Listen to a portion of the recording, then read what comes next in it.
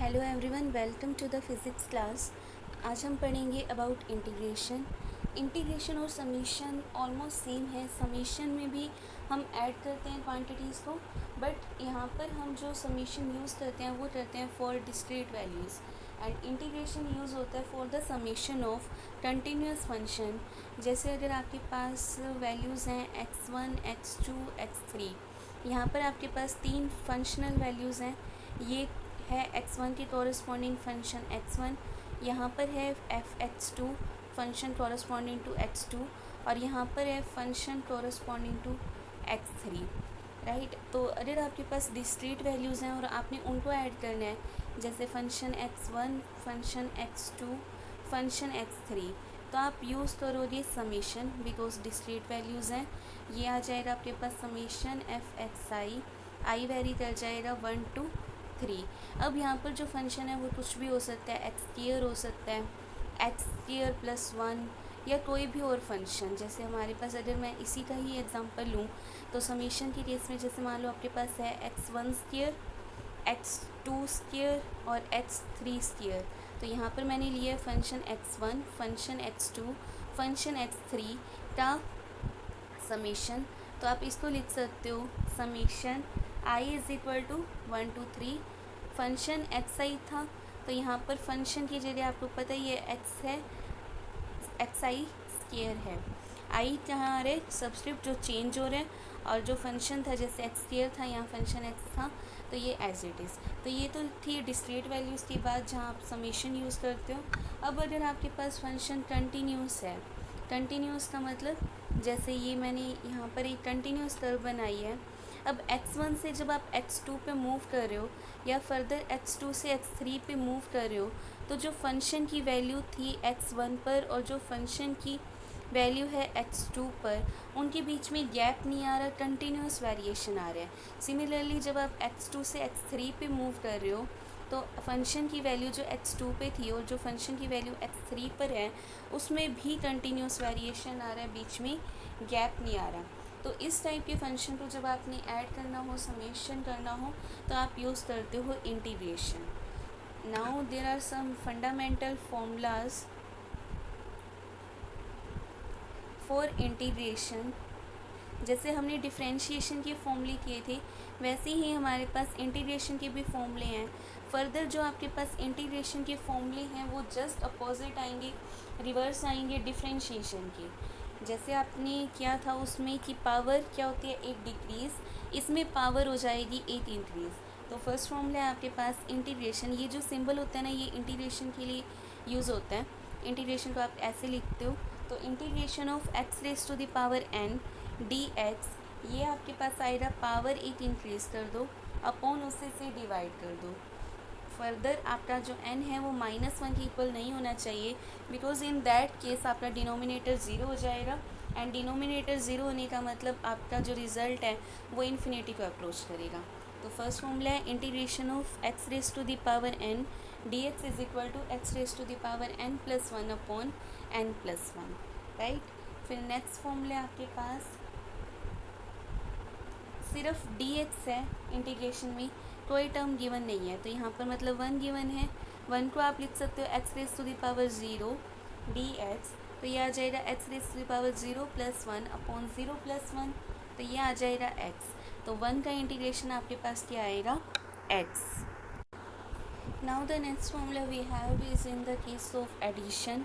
Means जब आपके पास दो अलग अलग टर्म्स हो और उनके बीच में प्लस का साइन हो, जैसे integration of u plus v d x हो, तो यहाँ पर आपके पास फॉर्मूला क्या आएगा, आपने दोनों का अलग अलग इंटीग्रेशन करना है। ये भी u का एक्स का फंक्शन है और u और v भी एक्स का फंक्शन है, दैट्स वाई दोनों का इंटीग्रेशन हो रहा है। अगर कॉन्स्टेंट होता तो अलग फॉर्मूला होता। अब यहाँ पर दोनों एक्स के फंक्शन है, तो आपने अलग अलग इंटीग्रेट करना है। इंटीग्रेशन ऑफ u dx अलग कर दो, and integration of v dx अलग कर दो।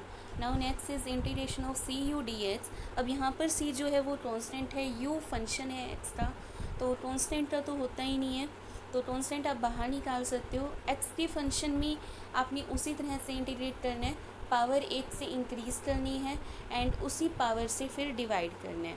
तो ये आ जाएगा c integration of u dx। Now next is integration of C X raise to the power N D x. तो यहाँ पर X raise to the power N ही है। यहाँ पर फंक्शन कोई और फॉर्म का भी हो सकता है, जैसे एक्स स्क्वायर प्लस वन हो गया, एक्स स्क्वायर माइनस 5 या कुछ भी, और एक्स क्यूब हो सकता है, एक्स कुछ प्लस में कुछ और टर्म भी हो सकती है। बट यहाँ पर हमारे पास फंक्शन एक स्पेसिफाई दे रखे हैं कि X raise to the power N ही है, तो वही है कि सी बाहर आ जाएगा because it is a constant, and क्या हो जाएगा x raise to the power N plus one upon N plus one. Now next is X raise to the power minus one D x. तो minus one है means one by X है। इसका integration आपके पास होएगा log X, load ई natural वाला लेना है यहाँ पर भी, और साथ में क्या आ जाएगा एक्स।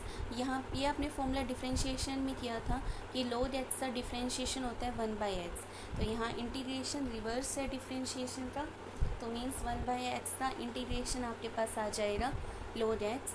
फिर आपने किया था ई पावर एक्स का डिफरेंशिएशन होता है ई एक्स, कोई चेंज नहीं होता, तो इंटीग्रेशन भी सेम आ जाएगा। साइन एक्स का जो डिफरेंशिएशन था वो था minus cos, and minus cos का था डिफरेंशिएशन साइन, कोस का माइनस साइन था, तो यहाँ पर साइन का क्या आएगा माइनस, बिकॉज इंटीग्रेशन डिफरेंशिएशन का क्या है रिवर्स, एंड कोस का क्या आ जाएगा फिर साइन, कोस का प्लस साइन आएगा एंड साइन का माइनस कोस आएगा, राइट। और फिर सीकेंड स्क्वायर, टेंजेंट का डिफरेंशिएशन था secant square, so secant square का इंटीग्रेशन आएगा टेन एक्स, और टोट एक्स का था माइनस कोसिकेंड स्क्वायर एक्स, तो कोसिकेंड स्क्वायर एक्स का इंटीग्रेशन आएगा माइनस टोट एक्स।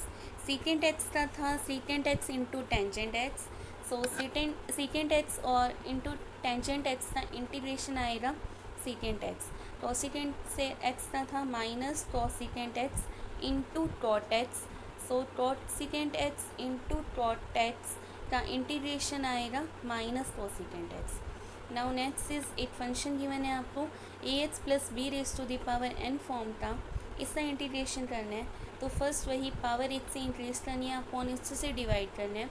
फर्दर यहाँ पर जो आपके पास फंक्शन है उसका अब जो डिफरेंशिएशन है वो वन नहीं है, सो डिनोमिनेटर में आपके पास यहाँ पर इंटीग्रेशन में अगर जिनका फंक्शन का डिफरेंशिएशन वन नहीं होता उनका डिफरेंशिएशन अपॉन में आता है, सो नीचे आएगा आपके पास D by D X of A x plus B. यहाँ पर इसका डिफरेंशिएशन करो क्या आएगा, ए एक्स का आ जाएगा ए, बी का आएगा ज़ीरो, तो ये बन जाएगा आपके पास A x plus B raise to the power N plus one upon N plus one into A. Now last formula is integration of A upon A x plus B D X, A constant है बाहर रख लिया, ए x plus B का हो जाएगा log ई ए x plus B upon denominator में क्या आएगा डिफ्रेंशिएशन ऑफ फंक्शन, तो D by D X of A x plus B, ये आ जाएगा ए, एक न्यूमरेटर में है और एक डिनोमिनेटर में आ गया, सो ये कैंसिल हो जाएगा, बचेगा log E A x plus d. Now there are two types of integrals, indefinite integrals and definite integrals. Indefinite integral का मीनिंग क्लियर करने के लिए मैं एक एग्जांपल लेती हूँ।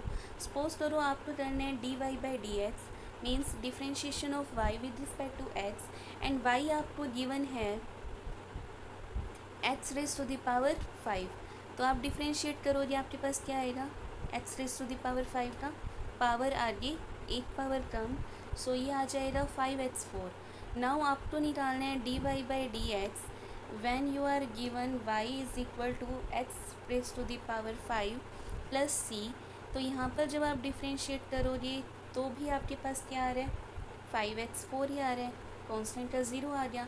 अब इंटीग्रेशन डिफरेंट रिवर्स है, सो अगर मैं इसका इंटीग्रल लिखूं तो आपके पास होना चाहिए integration of 5x4 dx is equal to x raise to the power 5, होता भी है 5 इंटू क्या आएगा x raise to the power 5 upon 5, 5 cancel, तो ये बचेगा x raise to the power 5, और यहाँ से आपके पास क्या होना चाहिए integration of 5x4 dx is equal to x raise to the power 5 plus c, तो यहाँ पर एक कांस्टेंट एक्स्ट्रा आ रहा है, तो अब कौन सा सही है, तो देखा जाए तो ये मोर जनरल है, अगर आप कांस्टेंट की वैल्यू ज़ीरो ले लो तो ये भी सेटिस्फाई हो जाएगा, एंड कांस्टेंट अगर किसी केस में यहाँ पे जैसे ज़ीरो नहीं था तो यहाँ वाले फॉर्मूले से ये भी सेटिस्फाई हो जाएगा। तो यही है, इनडेफिनेट इंटीग्रल में आपके पास एक कांस्टेंट आता है एंड डेफिनेट इंटीग्रल में आपके पास कांस्टेंट नहीं आता। तो आपके पास integration of 5x4 dx is equal to क्या आएगा, x raise to the power 5 plus c। तो ये वाले जो इंटीग्रल्स हैं ये क्या होते हैं, इनडेफिनेट इंटीग्रल्स, जहाँ पर कांस्टेंट c प्रेजेंट हो और कंडीशन गिवन ना हो तो होता है हमारे पास इनडेफिनेट इंटीग्रल। अब जैसे अगर मान लो आपके पास क्या गिवन हो, लिमिट गिवन हो, लिमिट जैसे 5x4 dx। अब यहाँ पर लिमिट गिवन है 2 raise to the power 3, means जैसे मान लो आपके पास कोई भी फंक्शन है, आपको इंटीग्रेट करवाना है विद इन अ रेंज 2 और 3। तो x वेरी करे आपका 2 और 3 के बीच में ही, और आपने इंटीग्रेशन करवाना है इस फंक्शन का। फंक्शन जो है वो आपके पास जो यहाँ पर आप f(x) लेते हो वो अब गिवन है 5x4। तो जब आप इस तरह इंटीग्रेशन करोगे तो आपके पास क्या आएगा, 5x 5/5, और लिमिट्स आपको गिवन है 2 to 3। अब लिमिट का क्या रूल होता है कि जब आपने इंटीग्रेशन कर दिया, इंटीग्रेशन करने के बाद आपने वेरिएबल की जगह फर्स्ट पुट करनी होती है अपर लिमिट, देन माइनस का साइन लगाना होता है, और वेरिएबल की जगह पुट करनी होती है लोअर लिमिट। मीन्स ये जब आप सोल्व करोगे तो आपके पास आएगा x raise to the power 5 ही बचेगा, 5 तो कैंसिल हो गया, तो x raise to the power 5 आएगा at x raise is equal to 3 पर, फिर माइनस का साइन आएगा, फिर x raise to the power 5 आएगा at x is equal to 2। तो ये आ जाएगा 3 raise to the power 5 minus 2 raise to the power 5। तो ये जो जहाँ पर आपके पास लिमिट्स गिवन हो इनको आप बोलते हो डेफिनेट इंटीग्रल। अब आप डेफिनेट इंटीग्रल क्यों बोलते हो, यहाँ पर हमने बोला था कि कांस्टेंट हो तो इनडेफिनेट है, यहाँ बोल रहे हो कि लिमिट है तो डेफिनेट है। बिकॉज अगर यहाँ पर आप लिमिट लगा भी देते हो, जैसे अगर मान लो मैं इसको लेती है x raise to the power 5 plus c, limit है 2 to 3, फिर मैं लिखती कि x raise to the power 5 plus c at x is equal to 3, फिर आता है आपके पास at x is equal to 3, minus में आता है x raise to the power 5 plus c at x is equal to 2। तो जब आप इसको ओपन करते तो आता है 3 raise to the power 5 plus c, minus में 2 रेज टू द पावर 5 और माइनस का c, सो c कैंसिल हो रहा है। तो जब आपके पास लिमिट्स गिवन हो तो आपने इंटीग्रेशन के फॉर्मूले में c लिखो या ना लिखो कोई फ़र्क नहीं पड़ता। सो जो लिमिट्स गिवन होती हैं, या आप बोल सकते हो कि जब आपके पास कांस्टेंट ऑफ इंटीग्रेशन नहीं आता वो होते हैं आपके पास डेफिनेट इंटीग्रल, एंड जब आपके पास कांस्टेंट ऑफ इंटीग्रेशन आता है या लिमिट्स गिवन नहीं होती वो होते हैं आपके पास indefinite integral. Now for complicated functions mean जिनको आप डायरेक्टली इंटीग्रेट नहीं कर सकते, आपके पास दो मेथड्स हैं। फर्स्ट है बाय सब्स्टिट्यूशन, आप उसमें सब्स्टिट्यूट कर सकते हो कोई ईजियर वैल्यू ताकि आपका इंटीग्रेशन ईजी हो जाए। And second one is by parts, by parts आप यूज़ करते हो मल्टीप्लिकेशन हो जाए दो फंक्शन की, एंड सब्स्टिट्यूशन जहाँ सिंपली कॉम्प्लिकेटेड फंक्शन हो कोई तब। सो फर्स्ट एग्जांपल लेते हैं जहाँ हम करेंगे इंटीग्रेशन बाय सब्स्टिट्यूशन। तो आपको गिवन है integration of secant square X tangent X dx। तो यहाँ पर आपके पास secant square X tangent X का डायरेक्टली तो नहीं हो सकता, सो आप क्या कर सकते हो, सीकेंट एक्स को z पुट कर सकते हो। So put secant x is equal to z, then आपके पास क्या आएगा, डेरिवेटिव ऑफ सीकेंट एक्स क्या आ जाएगा, dz बाई dx। और आप बोल सकते हो डेरिवेटिव को लिख सकते हो आप सीकेंट एक्स की, secant x into tangent x, और ये आपके पास क्या आ जाएगा, d z by D x. तो यहाँ से आपके पास आ रहा है d z is equal to secant x tangent x और साथ में आ जाएगा डी एक्स। सो फर्स्ट जो आपके पास फंक्शन गिवन है वहाँ पर इसको लिख सकते हो आप सीकेंट एक्स इंटू में सीकेंट एक्स टेंजेंट एक्स और डी एक्स। तो यहाँ पर सीकेंट एक्स टेंजेंट एक्स की जगह तो आ जाएगा डी जेड, और सीकेंट एक्स तो आपने पुट किया था जेड, तो ये बन जाएगा जेड डी जेड। अब इसका इंटीग्रेशन इजी है जेड डी जेड का, ये आ जाएगा आपके पास Z square divided by 2, Z raise to the power 1 था तो ये आ गया Z square divided by 2 plus C, Z की अगेन वैल्यू पुट कर दो, ये आ जाएगा आपके पास secant square X upon 2 plus C. तो ये आपके पास फंक्शन इजीली इंटीग्रेट हो गया बाय सब्स्टिट्यूशन। तो ये फर्स्ट मेथड था जहाँ से आप इंटीग्रेशन कर सकते हो। सेकंड है इंटीग्रेशन बाय पार्ट्स।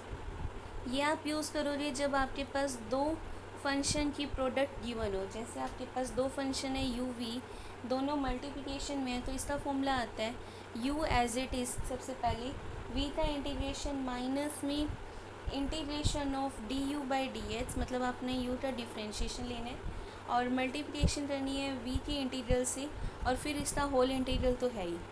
तो ये आपके पास प्रोडक्ट में आपके पास रूल आता है। होल इंटीग्रेशन भी आपका एक्स के विद रिस्पेक्ट नहीं होएगा। जैसे अब इसका एग्जांपल लेते हैं, मान लो आपने इंटीग्रेशन करना है x cos x D x का। तो आपने क्या करना है, सबसे पहले ये u ले लेना है, ये v। u और v आप यूज़ करते हो जो इजी वाला है, मतलब जिसको आप डिफ्रेंशिएट कर सकते हो इजीली, उसको आपने u मानना है। ठीक है, मैथ्स में इसका फॉर्मूला भी होता है आई लेट, मतलब जो आपके पास पहले आ रहा है उसको आप u मानो और जो बाद में आ रहा है उसको आप v मानो।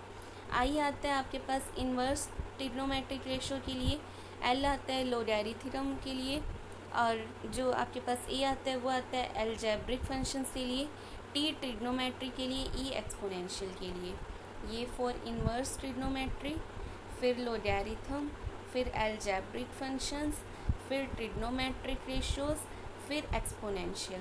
तो यहाँ पर आपके पास एल्जेब्रिक फंक्शन है और ट्रिग्नोमेट्रिक रेशो है, तो आप एल्जेब्रिक फंक्शन को मानोगे u एंड ट्रिग्नोमेट्रिक रेशो को मानोगे v। नाउ फॉर्मूला अप्लाई कर दो, u as it is means x as it is, फिर v का इंटीग्रेशन मीन्स cos x dx आ जाएगा आपका इंटीग्रल में, माइनस इंटीग्रेशन ऑफ x का आपने लेना है डेरिवेटिव, तो x का डेरिवेटिव आ जाएगा 1, फिर v का इंटीग्रेशन मीन्स वही cos x dx, फिर होल इंटीग्रेशन आ जाएगा विद रिस्पेक्ट टू x।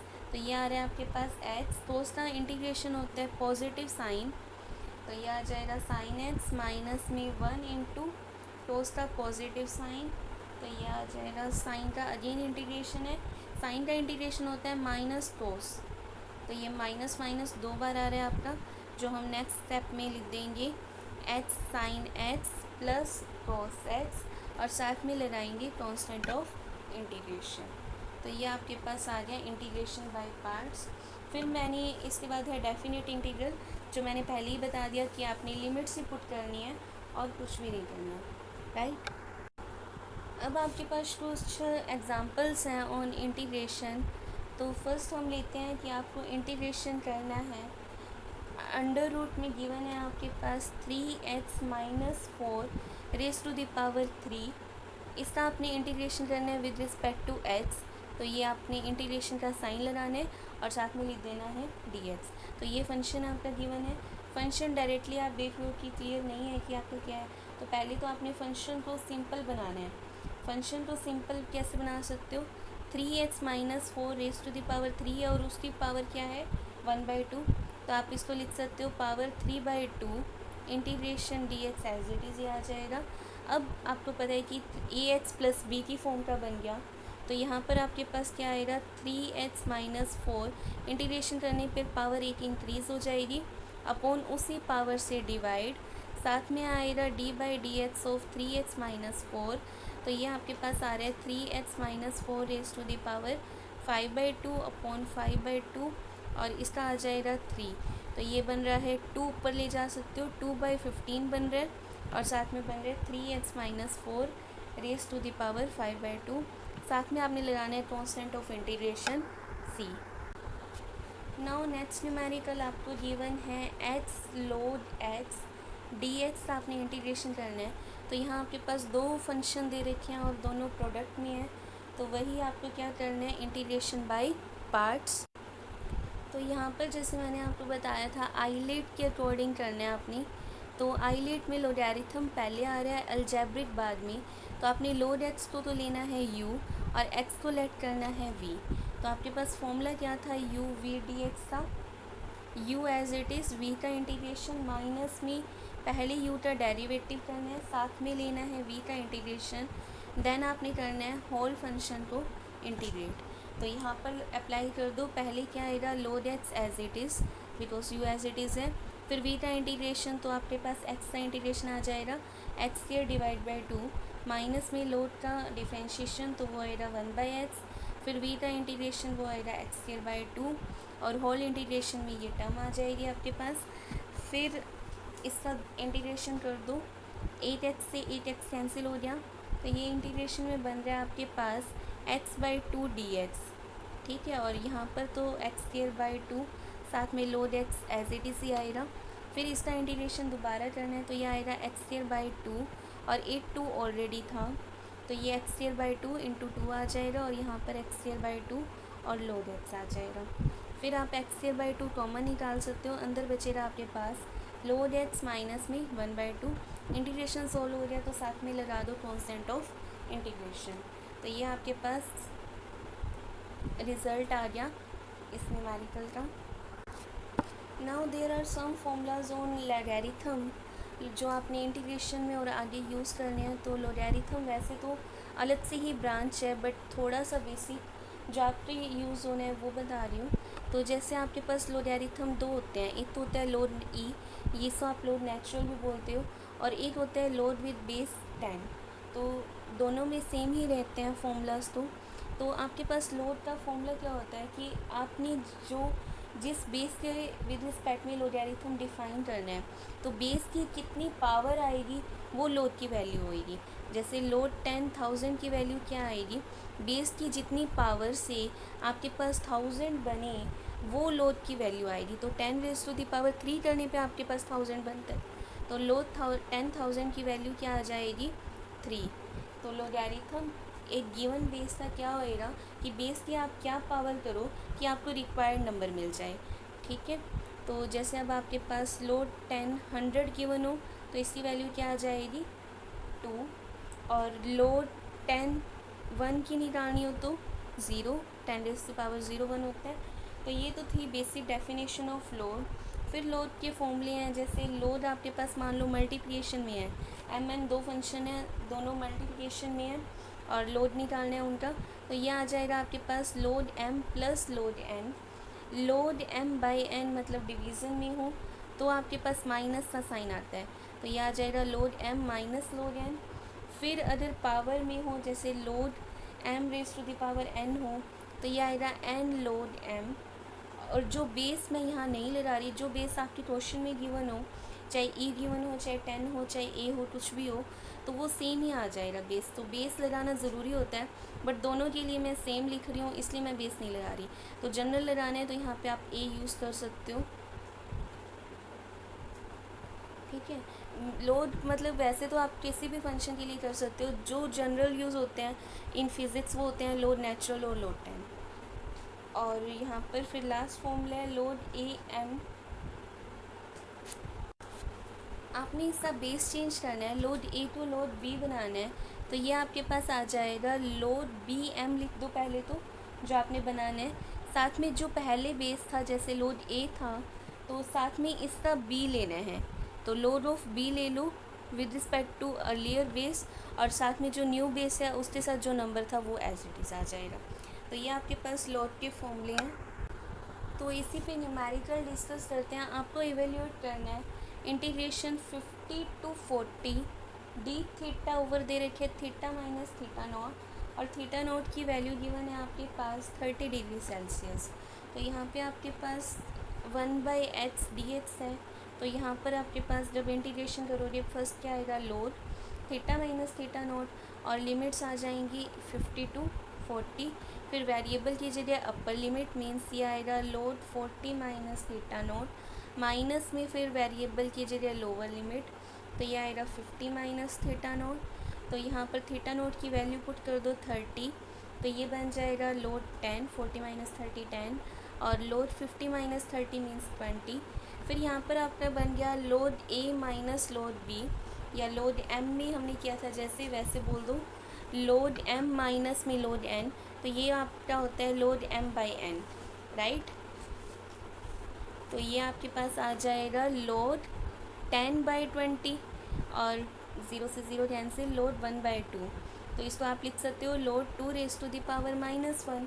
फिर यहाँ पर आपने फॉर्मूला लगाना है लोड ए m⁻n था, पावर आगे लोड m, तो ये आ जाएगा आपके पास माइनस आगे और लोड 2 एज इट इज़।